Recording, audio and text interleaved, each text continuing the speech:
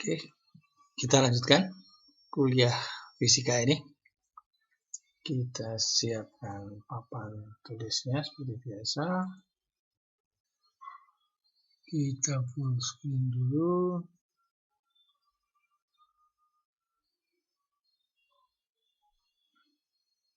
Minta pena.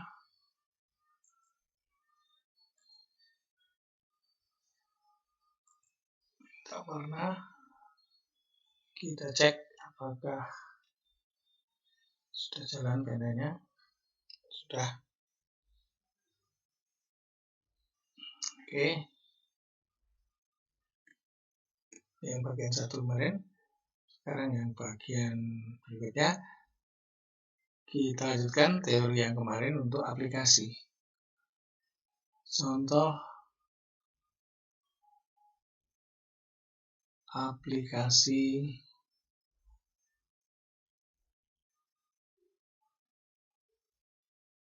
satu.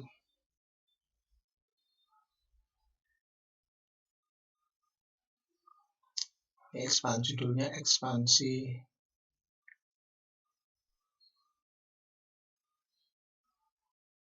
lewat keran.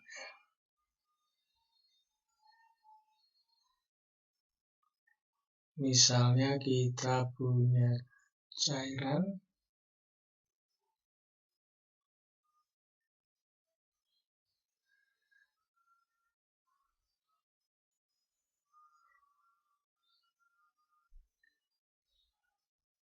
tekanannya 10 misalnya, atmosfer.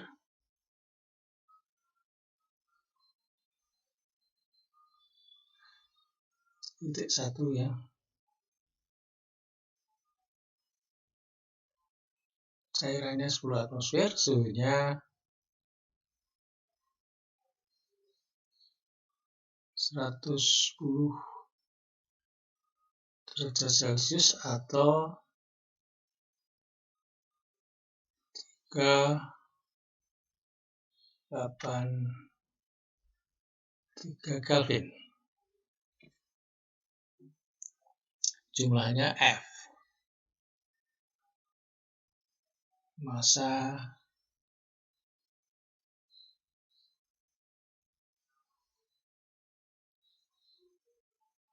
per waktu. Ini suhunya misalnya 110, misalnya air itu 110 harusnya uap, tapi bukan jadi uap, tetap cair. Kenapa? Tekanannya 10 atmosfer ya, karena titik D fungsi tekanan. Nah, ini kita ekspansikan lewat suatu keran. Simbol keran itu seperti ini. Keran.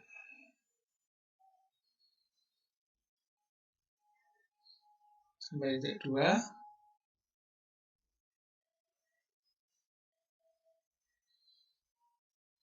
Kondisi titik 2 ini apa? Tekanannya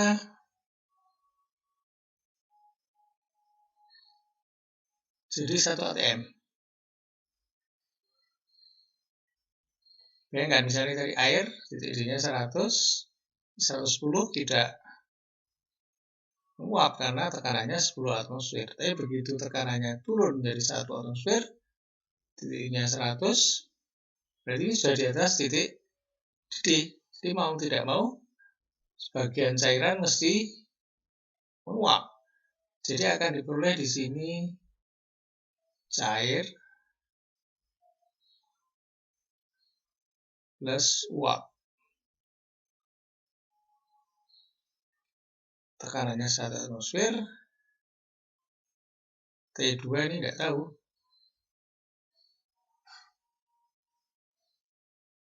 Kenapa demikian? Kenapa suhunya berubah? Ini kan sebagian cairan terpaksa menguap. Menguap itu butuh panas. Panasnya dari mana? Tidak ada suplai panas dari mana-mana. Yang ada hanya keran. Maka dia mengambil panas dari dirinya sendiri. Akibatnya apa? Suhunya akan turun. Jadi suhunya turun, panas yang keluar, panas sensibel yang keluar dipakai untuk menguapkan sebagian cairan. Jadi ini mesti sebagian menguap dan suhunya turun. Ini menjadi T2.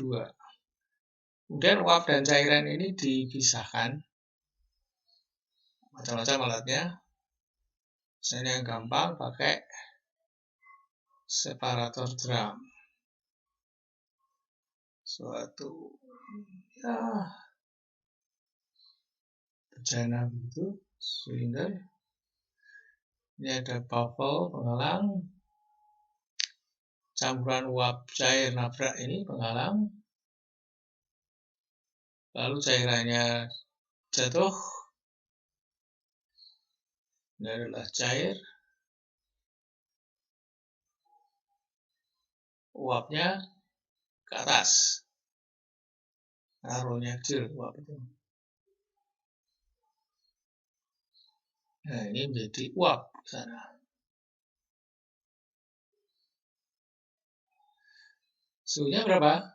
Hanya dipisahkan saja, jadi tidak ada perubahan di sini. Suhunya tetap T2. Ini cairannya keluar di sini, diambil. Jadi ini adalah pemisahan dengan flash, ya. Ini adalah cair. Suhunya juga sama, T2. Jumlahnya sekarang V. Uapnya. Massa per waktu. Sini jumlahnya L, liquid. Massa per waktu. Lalu kita ada proses penguapan, kita perlu samaan titik ini atau tekanan uap. Nah, ini tekanan uap mengikuti Clausius-Clapeyron saja. Misalnya persamaannya adalah PS dalam atmosfer ini sama dengan 8,2938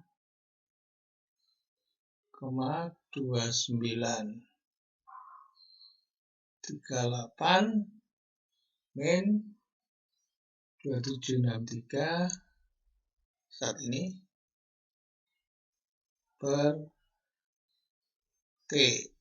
Ingat, ini harus suhu mutlak, ya. Kemudian diketahui juga sifat CP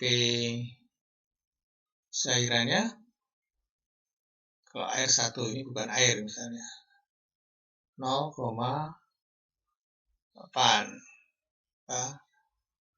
kal per gram. Berbeda suhu 1 derajat Celcius atau 1 derajat Kelvin sama. Panas penguapan, lambda, panas penguapan cairan. Ya, dalam masalah penguapan kita butuh panas penguapan, katakanlah 300 kal per gram.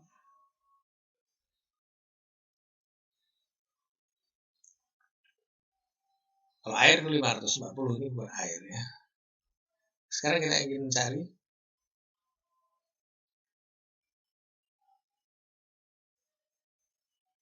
suhu setelah ekspansi ini. Berarti T2 sama dengan berapa? Dan dicari apa? Berapa bagian uap yang cairan yang menguap? Atau kita cari nilai apa? Perbandingan persen cairan yang menguap. Jadi V per F sama dengan berapa? Oke. Pertama kita ingin tahu T2, kemudian kita cari berapa V, berapa L, ya, atau V per F-nya berapa. Kita lakukan analisis.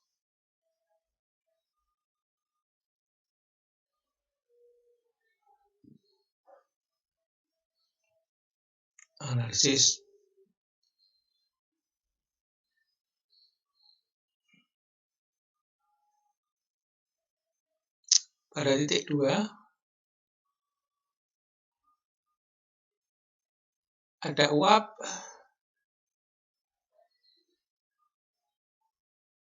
dan cairan bersama. Berarti kondisinya apa? Setimbang.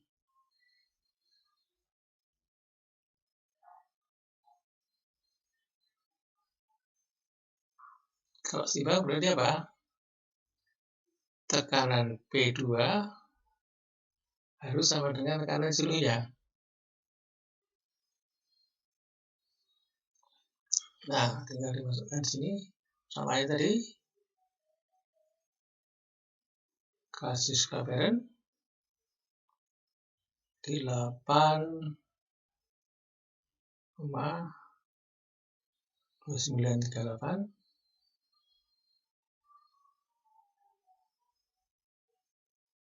min 2763 per T-nya adalah T2 yang dicari ini.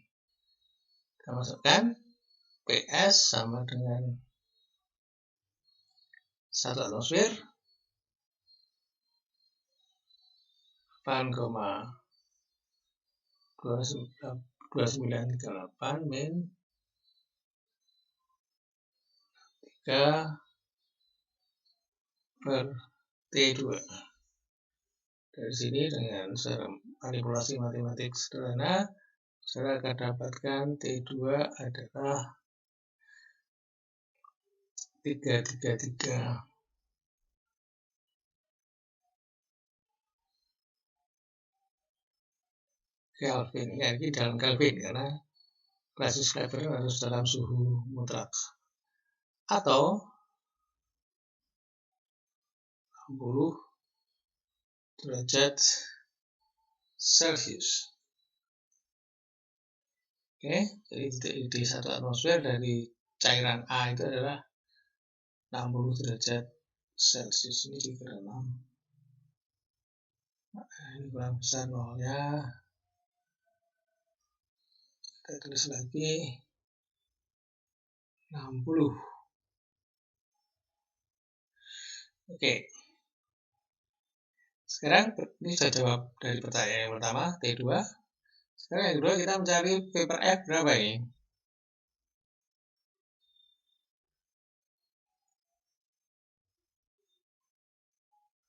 Kita pakai apa?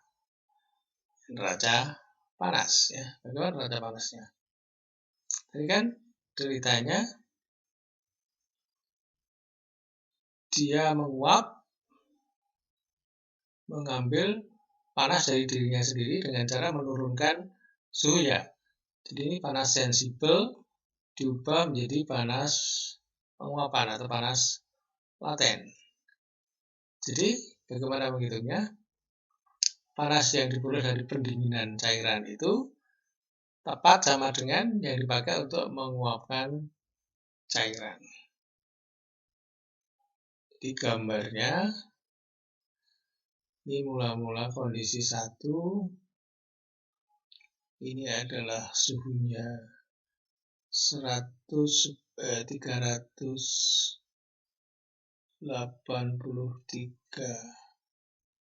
Kelvin, bentuknya cair. Logikanya. Kemudian ini turun suhunya menjadi 333 Kelvin, masih cair. Sana jumlahnya berapa? F, ya. Kemudian ini sebagian panas yang timbul di sini, panas yang timbul dari pendinginan ini tadi, dipakai untuk menguapkan sebagian cairan. Ini adalah suhunya tetap 333 Kelvin, tapi bentuknya uap. Tapi yang menguap tidak seluruhnya, tapi hanya V saja. Yang mendingin adalah semuanya, yaitu F. Kita bisa tulis di sini, tidak ada suplai panas.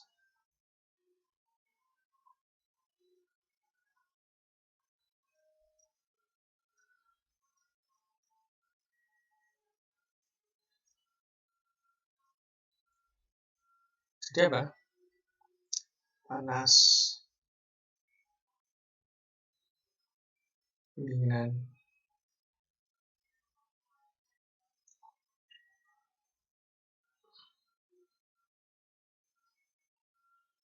cairan dipakai untuk manasi, menguapkan. Jadi bisa dipakai untuk panas, penguapan,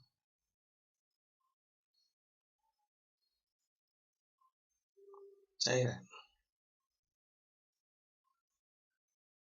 Teruskan,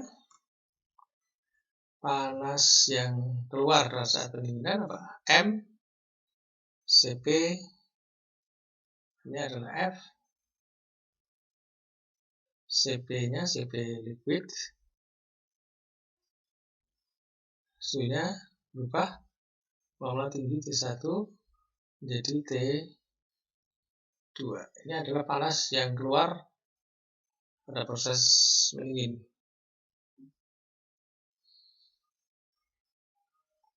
Nah, sekarang ini harus sama dengan yang dipakai untuk menguapkan cairan, yaitu panas uap yang terbentuk kali apa? Kalor penguapan.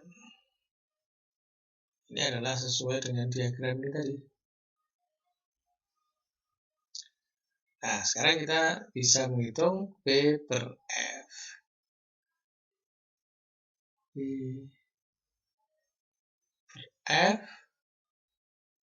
sama dengan apa? CPL T1 min T2 dibagi lambda. CPL-nya adalah 0,8 kalikan beda suhunya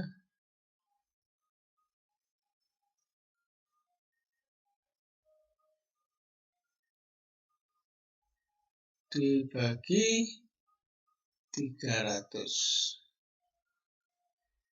Ini kalau dihitung temunya 0,133 atau kira-kira berapa? 13,3%. Jadi jumlah cairan yang menguap hanya 13% dari cairan total yang masuk. Nah, ini kita tunjukkan bahwa dengan konsep yang nampak sederhana tadi kita bisa menyelesaikan yang soal yang tampaknya dari awal mungkin Anda melihatnya sulit ya. Tapi sebenarnya kan kalau dikerjakan kan mudah sekali ini tadi. Sehingga apa? Teorinya itu mudah sekali. Sehingga yang penting itu adalah bagaimana kita berani berpikir, bagaimana mengaplikasikan teori-teori itu untuk memecahkan problem-problem real yang nampaknya ruwet. Istilahnya menghidupkan ilmu-ilmu yang mati. Ilmu itu mati, yang saudara hadapi adalah masalah hidup. Itu adalah, maka saudara harus menghidupkan ilmu yang mati. Kalau ingin mengendarai motor, ibaratnya saudara harus menghidupkan motor Anda itu. Kalau bisa motor Anda itu sudah seperti menjadi bagian dari tubuh Anda sendiri. Kalau istilahnya orang filsafat, saudara sudah kemampuan mengendarai motor itu sudah transenden. Jadi harapannya ilmu teknik kimia yang saudara pelajari itu kalau bisa sampai tingkat transenden, tidak hanya tingkat bisa, tapi transenden, jadi bagian dari diri Anda sendiri. Oke, contoh 1. Sekarang contoh aplikasi 2.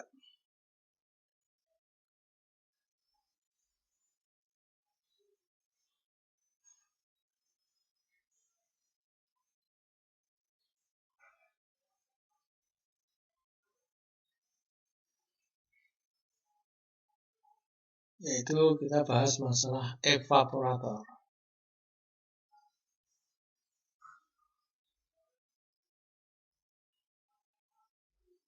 Evaporator. Ini beda dengan vaporizer ya.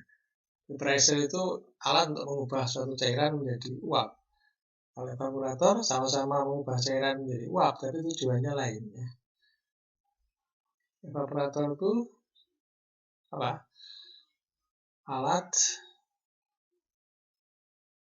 untuk memekatkan larutan tujuannya. Bukan menguapkan cairan, tujuannya memekatkan.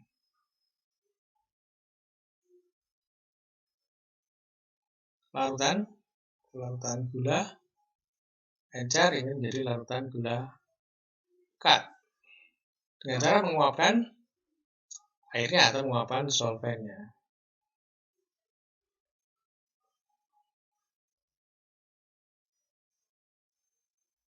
Menguapkan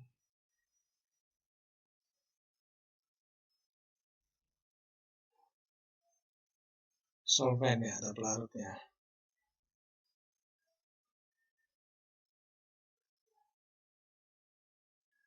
Sama-sama menguapkan, tapi beda dengan vaporizer. Vaporizer itu memang kita ingin membuat uap dari cairan. Ini memang hanya memekatkan dengan cara terpaksa menguapkan solvennya. Alatnya misalnya evaporator itu bentuknya yang banyak macam-macam. Gambar sketch sederhana saja.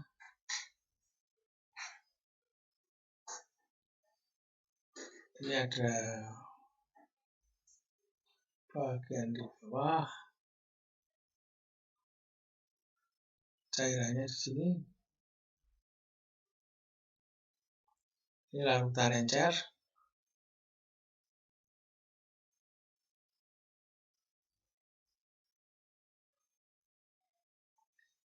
Lalu dipanasi dengan steam.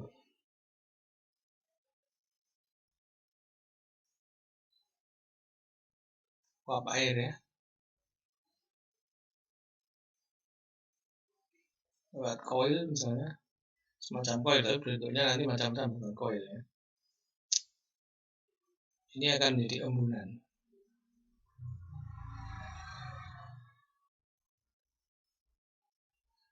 Dan terus uapnya keluar ke atas. Uap. Atau steam juga kalau solvennya air.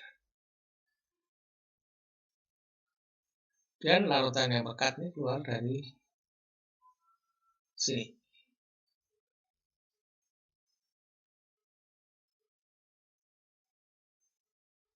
Jadi evaporator itu ada dua bagian. Bagian ini tempat perpindahan panas untuk pemanasan cairannya.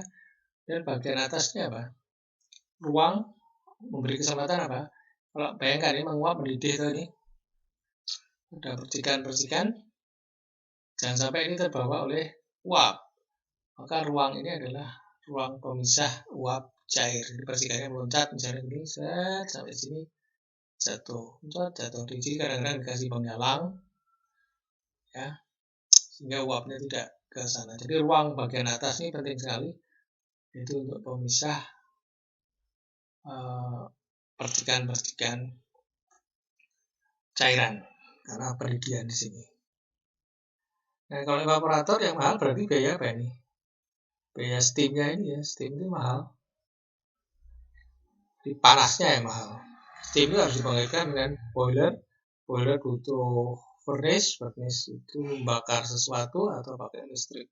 Boleh, tapi kebanyakan pakai bakar entah minyak atau batu bara sekarang banyak karena minyak mahal. Nah sekarang kalau ada ide supaya steamnya hemat, ini kan steam nih. Kalau ini steam ini kita pakai untuk manasi aja gimana? Nah ini kan sudah bisa dipakai manasi. Ini lalu diperoleh embunan.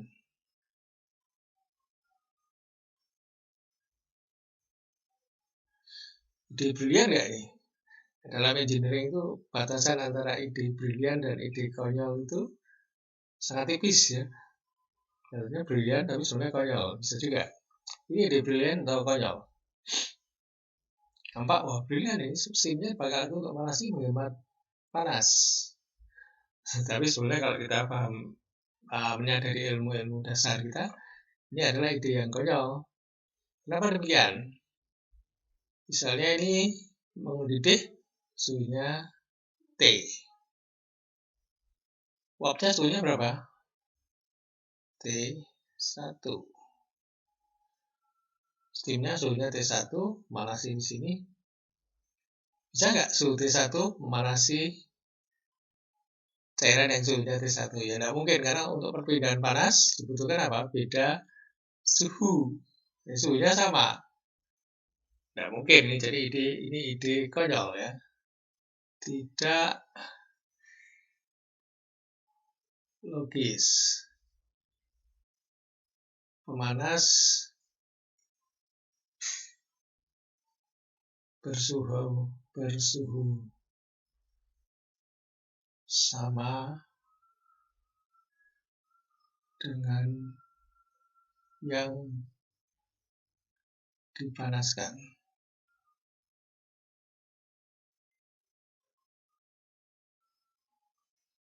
Tidak logis. Jadi untuk perbedaan panas itu butuh beda suhu, jadi ini tidak logis. Oke, mungkin ini. Tapi dengan sedikit improvement, ini menjadi logis. Gimana cara improve-nya? Kita gambar lagi di halaman berikut. Sedikit improvement ini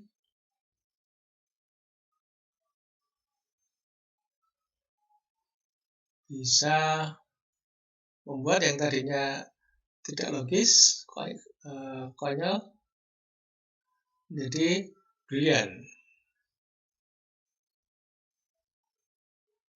Gambar lagi evaporatornya.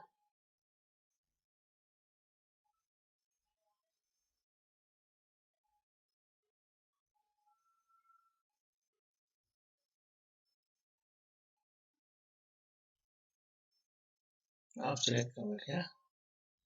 Ini larutan.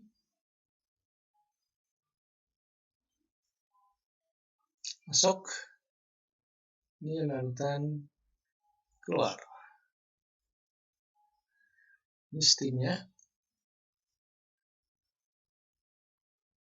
TSU-nya.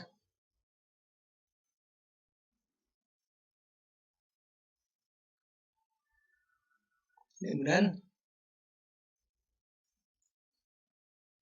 karena uapnya jenuh, berarti ini suhunya juga TS. Tentunya TS harus lebih besar daripada T1 di sini. Nah, sekarang di sini keluar uap. Steam. T1 juga. Nah, sekarang kalau ini kita kompresi, adiabatik, kompresor,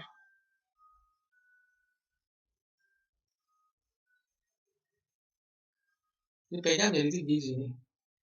Naik. Akibatnya apa di sini?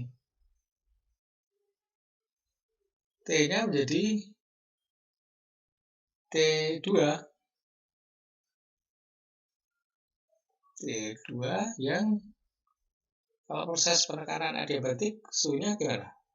Kalau isotermik suhunya tetap. Kalau penekanan adiabatik suhunya naik. Ya. Nah ini suhunya menjadi lebih tinggi dari T1. Nah, ini sekarang bisa dipakai untuk pemanas.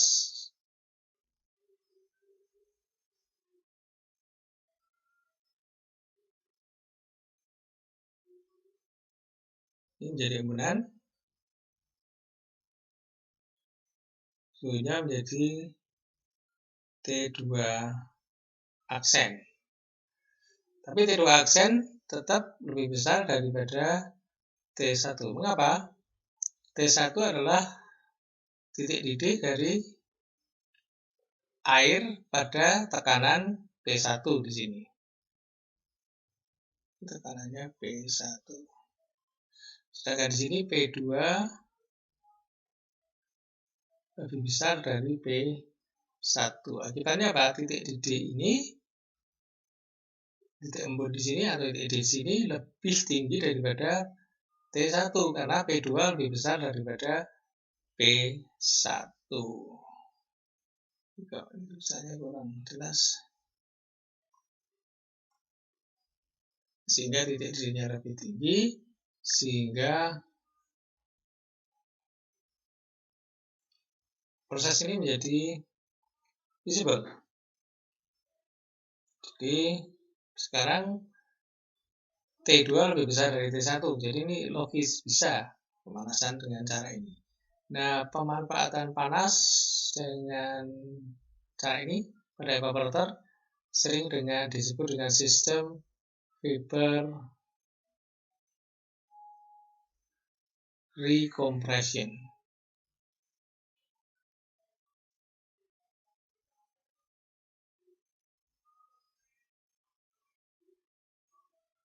Ini kita butuh energi mekanis di sini sedikit untuk naikkan tekanan, tidak usah banyak-banyak. Tapi nanti bisa manfaatkan panas pengembunan dari steam yang terbentuk. Nah, ini contoh improvement mengubah dari ide yang tadinya konyol menjadi ini brilian. Ada ya proses-proses yang pakai vapor recompression. Ada lagi cara lain. Jadi dengan multi-stage evaporator ya.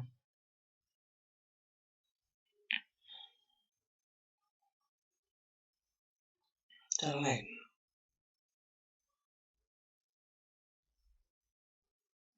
Untuk memanfaatkan steam tadi, evaporatornya tidak hanya pakai satu, pakai 3 misalnya.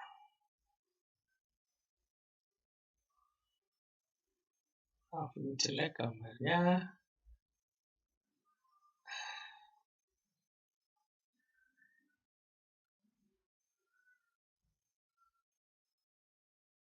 Ini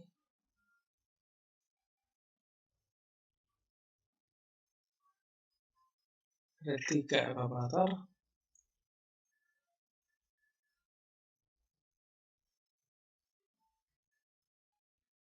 Bisa 4, bisa 5, bisa 2, dan seterusnya. 3 aja ini dalam contoh.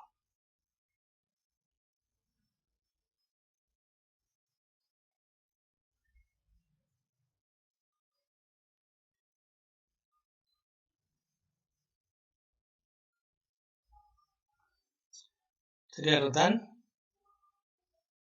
masuk di sini, dibuatkan sebagian, larutan lebih pekat ini sudah masuk evaporator 2, masuk evaporator 3, larutan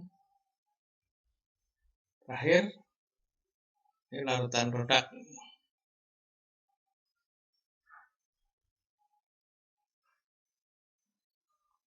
Ini ada steam dari 1,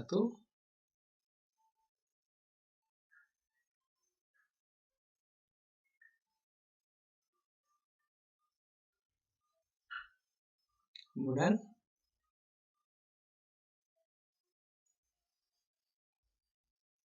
evaporator 1, 2, 3 stage 1, terus saya disebut efek 1, efek 2, efek 3.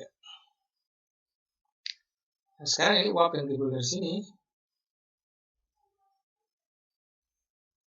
steam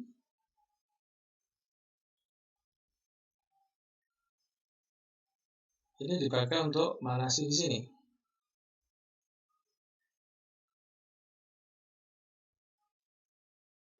Penggunaan uap dari sini dipakai untuk manasi di sini.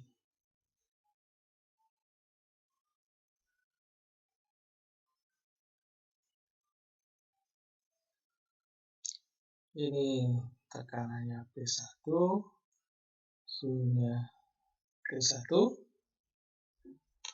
steamnya suhunya T1. Ini harus bisa manasi sini T2, sehingga T2 dibuat lebih kecil dari T1. Dengan cara apa? Menurunkan tekanan di sini.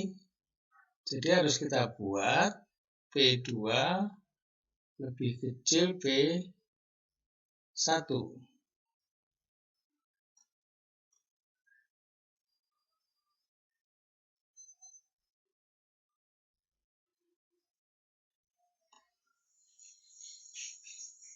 Jadi P2 kita buat lebih kecil dari P1. Sehingga apa? Titik di sini ini lebih kecil daripada T1. Sehingga ini T1 bisa manasi.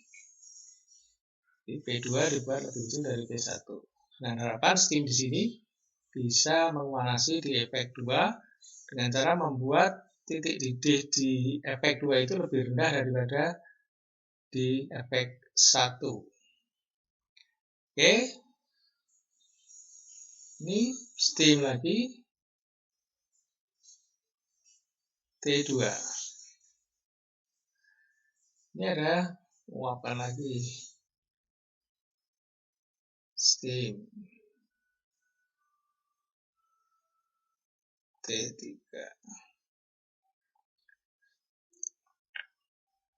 Nah, ini kita buat suhunya harus T3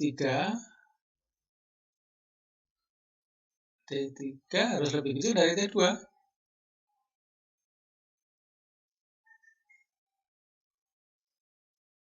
T3 harus lebih kecil dari T2 supaya steam dari efek 2 itu bisa manasi di sini.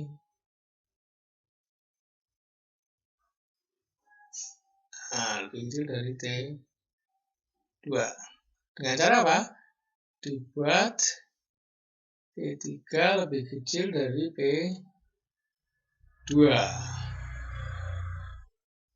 Nah, ini jadi mainkan apa sifat apa ini? Tekanan uap yang makin rendah. Saya ini gambarnya kok tulisannya kok jelek sekali.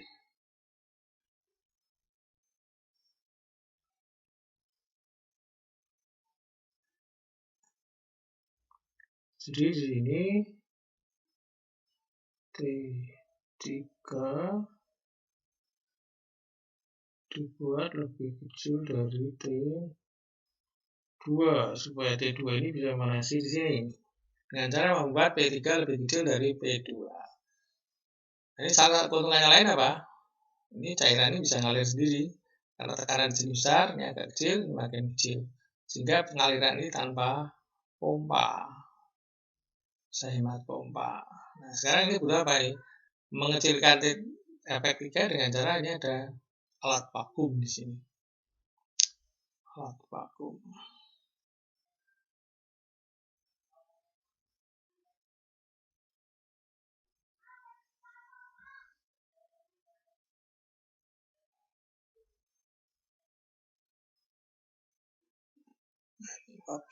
Nah, supaya alat vakumnya bebannya agak berat, ini steamnya dikurangi.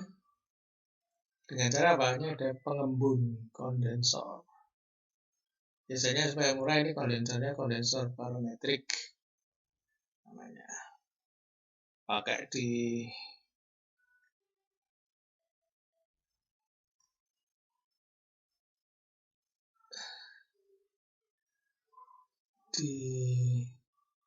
disemprot sama air saja.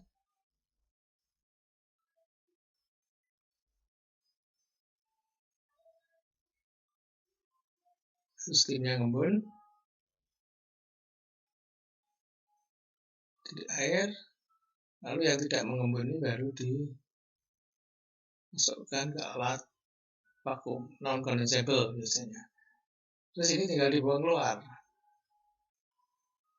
Ini udah nggak mengeluarkan ini? Kalau aku dibuka gini gimana? Ya udah mau keluar karena apa? Tekanan sini kecil loh, sini kecil.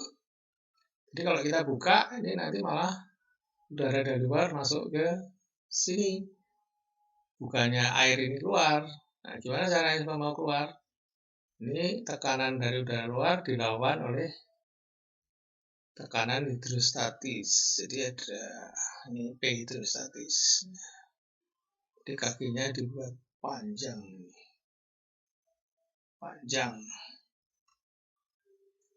Sering hilang.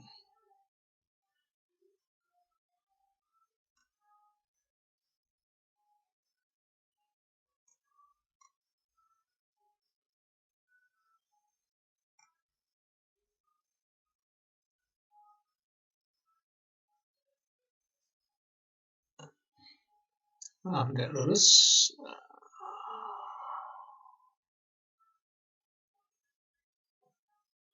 Terus ini keluar ke sini. Nah, ini airnya keluar karena ini ketinggian ini untuk mengalahkan tekanan udara luar dilawan dengan hidrostatic pressure dari airnya. Airnya ini masih agak hangat, maka sering disebut ini hot well. Ini sering disebut dengan barometric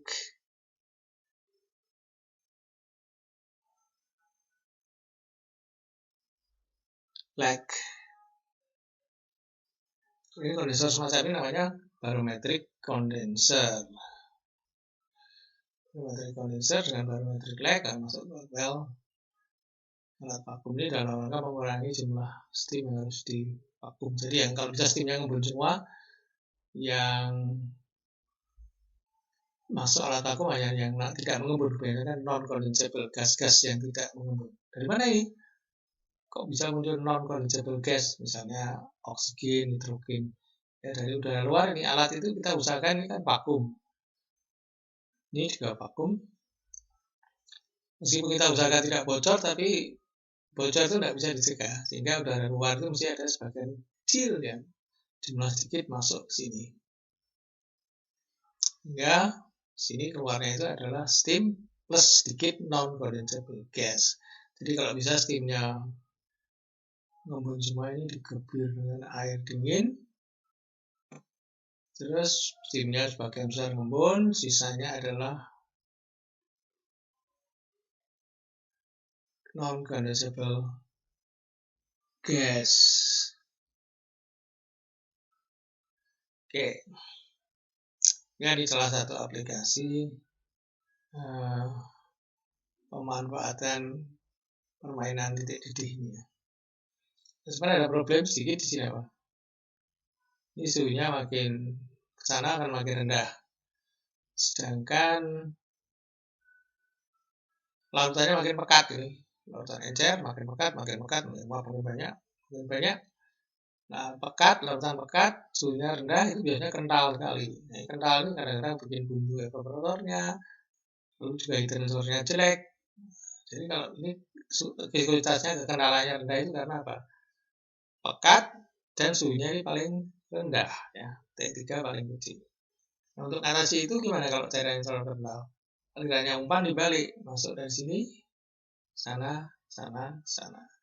Jadi yang pekat itu suhunya masih tinggi di satu, sedangkan yang encer suhunya rendah tidak apa-apa. Nah kalau itu namanya sistem backward feeding. Kalau ini kan forward feeding. Kenapa forward? Steamnya ke kanan, larutannya umpannya juga ke kanan. Kalau kita balik, backward feeding bisa juga. Cuma kejadiannya apa? Salah satunya mengalirkan dari 3 ke 2 ini kan cairannya butuh pompa karena tekanan ini lebih rendah daripada di sini. ada pompa di sini juga butuh pompa. Jadi ada plus minusnya, ada forward feeding dan backward feeding. Nanti akan sudah belajar lebih banyak lagi di pelajaran-pelajaran teknik kimia yang lebih tinggi. Misalnya nanti belajar alat industri kimia, sudah akan banyak belajar preparatornya lebih detail.